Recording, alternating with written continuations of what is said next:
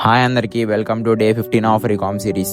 As usual morning routine అంతా complete చేసుకొని college నుంచి ఇంటికి వచ్చేసి జిమ్కి అయితే వెళ్ళిపోయాను. జిమ్లో ఇవాళ లెగ్ వర్కౌట్. డైరెక్ట్ వర్కౌట్కి వెళ్ళిపోకుండా వార్మప్ చేసా. వార్మప్స్ ఎందుకంటే బ్లడ్ ఫ్లో ఇంప్రూవ్ అవుతుంది మీ బాడీలో, సో దట్ మజిల్ క్రాంప్స్ అనేవి రావు, మజిల్ స్టిఫ్నెస్ అనేది ఉండదు, అండ్ అలానే ఇంజురీస్ అవ్వకుండా ఉంటాయి. వర్కౌట్ చేయకముందు లెగ్స్ కండిషన్ అయితే ఇది. ఇంకా వర్కౌట్కి వచ్చేస్తే నా first main movement barbell back squat. ఇక్కడ నా ఫోకస్ అంతా జస్ట్ హెవీ వెయిట్ లిఫ్ట్ చేయడం కాదు, ప్రాపర్ ఫామ్తో కంట్రోల్డ్ రెప్స్ చేయడం, ప్రాపర్ డెప్త్ వెళ్తూ క్వాడ్స్ అండ్ గ్లూట్స్ని స్టేబుల్ ఫామ్తో యాక్టివేట్ చేయడం. Next variation leg press. Balance గురించి వర్రీ అవ్వకుండా లెగ్స్ని ఇంకా ఇంటెన్స్ అండ్ హెవీగా ట్రైన్ చేయడం కోసం ఈ వర్కౌట్. నేను స్క్వాడ్స్లో హెవీ పుష్ చేయలేను, కానీ లెగ్ ప్రెస్లో మాత్రం ఈజీగా 200 kgsతో 12+ రెప్స్ వస్తాయి.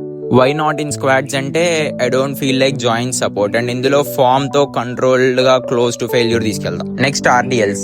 రొమాన్ అండ్ డెడ్ లిఫ్ట్లో main focus hamstrings and glutes. హిప్స్ని బ్యాక్కి పుష్ చేస్తూ స్పైన్ పొజిషన్ మెయింటైన్ చేసి హ్యామ్స్ట్రింగ్స్లో గుడ్ స్ట్రెచ్ వచ్చే వరకు వెయిట్ని కంట్రోల్ చేస్తాం. Next Bulgarian split squats. Already legs fatigue అయి ఉంటాయి, సో ఈ మూమెంట్ దగ్గరకు వచ్చేసరికి 1 leg at a time train చేయడం వల్ల ఈచ్ సైడ్ ఇండిపెండెంట్లీ వర్క్ చేస్తుంది. కంట్రోల్ అండ్ స్టెబిలిటీ మీద ఫోకస్ చేస్తా. Then leg curls for hamstrings. ఇంకా లాస్ట్లో లెగ్ ఎక్స్టెన్షన్ ఫర్ క్వాడ్స్. ఇందులో full stack easy, control, squeeze and close to failure. Workout అంతా అయిపోయినాక లెగ్స్ కండిషన్ అయితే ఇది.